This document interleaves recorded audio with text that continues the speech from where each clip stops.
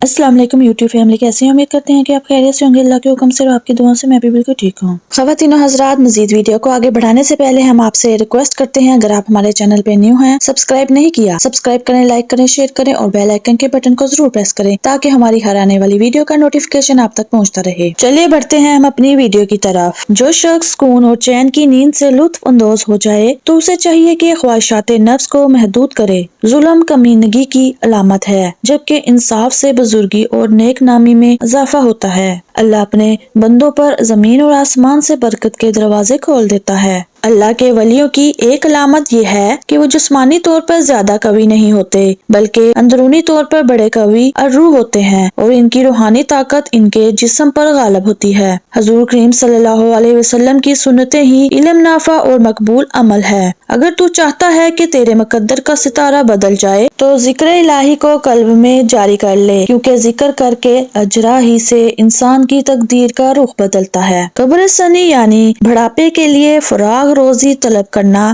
باعث عزت ہے۔ اگر تو ہر وقت مطمئن رہنا چاہتا ہے تو اللہ جو کچھ تیرے مقدر میں کر دے اس پر راضی ہو جاؤ، ایک لفظ بھی اپنی تمنا پیدا نہ ہونے دے۔ اللہ عز و جل اپنے خاص بندوں کا خود پاسبان ہے اور اس کی پاسبانی باعث عظمت ہے۔ فقیر کی روح سے لے کر کعبے کو سین تک سب حجاب اٹھ جاتے ہیں، مگر فقیر کی روح اور اللہ عز و جل کے مابین ایک حجاب حائل رہتا ہے، کیونکہ اس کے اٹھنے سے کوئی بھی اس کا جلوہ برداشت نہیں کر سکتا۔ جب تک انسان کے جسم میں دم جاری رہتا ہے، اس کی جدوجہد کسی نہ کسی چیز کے لیے جاری رہتی ہے۔ اگر اللہ عز و جل کو پانے کی جدوجہد ہو تو سب سے بہتر ہے۔ اللہ عز و جل سب کچھ کرنے کی قدرت رکھتا ہے، عموماً کرتا اسی کے لیے ہے جو طلب کا اظہار کرتا ہے۔ اللہ اس بات میں مشہور ہے کہ ہر کسی کو معاف کر دیتا ہے۔ اگر بندہ بھی یہ عادت بنا لے تو وہ بہت ہی شہرت پا جائے گا۔ مال ہر بندے کو بہت اچھا لگتا ہے، اسی اچھی چیز کو اللہ عز و جل نے کہا ہے کہ میرے لیے خرچ کر دے، اس کے لیے خرچ کر دیتا ہے، وہ اس کی نظروں میں اچھا ہو جاتا ہے۔ محبت تخلیق کائنات کی بنیاد ہے،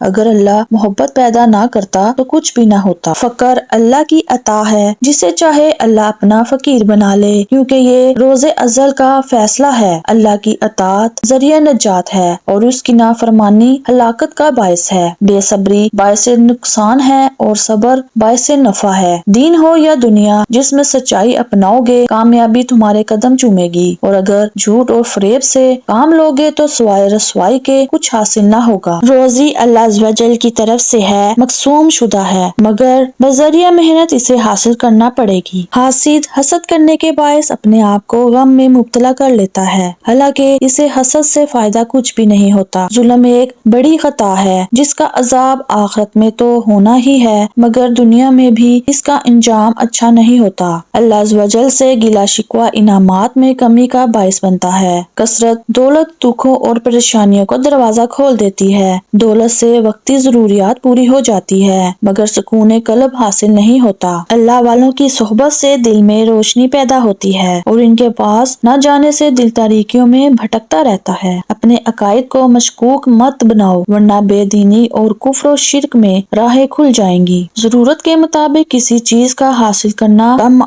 اور لالچ نہیں۔ اگر کسی چیز میں حقیقت ہو تو اسے تسلیم کر لینا دانی ہے۔ ضد پر قائم رہنے سے گمراہی آ جائے گی۔ اللہ والوں سے اللہ کے حضور دعا کرنے کا طریقہ سیکھ لے، پھر تیری ہر دعا بارگاہ الہی میں قبول ہوگی، کیونکہ مقبول کے وسیلہ ہی سے قبولیت کا شرف حاصل ہوتا ہے۔ اللہ غفور ہے، جو اس سے مغفرت طلب کرتا ہے اسے بخش دیتا ہے۔ یہ سچ ہے کہ میرے مصطفیٰ صلی اللہ علیہ وسلم کا جو بھی کہا ہوا ہے وہ اللہ عز و جل کے حکم ہی سے کہا ہوا ہے۔ اس میں شک نہیں کہ مال اور اولاد حصول معرفت میں دو بہت بڑی رکاوٹیں ہیں۔ جو ان آزمائشوں سے بچ نکلے وہی اللہ کے ولیوں میں سے ہو جاتا ہے۔ جو کسی فن کو جنون کی حد تک حاصل کر لے تو اس سے عقل حیرت زدہ ہو جائے گی۔ اگر مسلمانوں کا آپس میں اتحاد ہو جائے تو ان پر اللہ عز و جل کا فضل اور رحمت ماضی کی طرح رواں دواں ہو جائے گی۔ اللہ عز و جل کی رضا میں اللہ عز و جل کا کرم چھپا ہوا ہے، اور اگر تو کرم الہی کو پانا چاہتا ہے تو خود کو رضا الہی پر گامزن کر لے۔ خواتین و حضرات، امید کرتے ہیں کہ آج کی ویڈیو آپ کو ضرور پسند آئی ہوگی۔ مزید معلومات کے لیے ہمارے چینل کے ساتھ جڑے رہے گا۔ شکریہ۔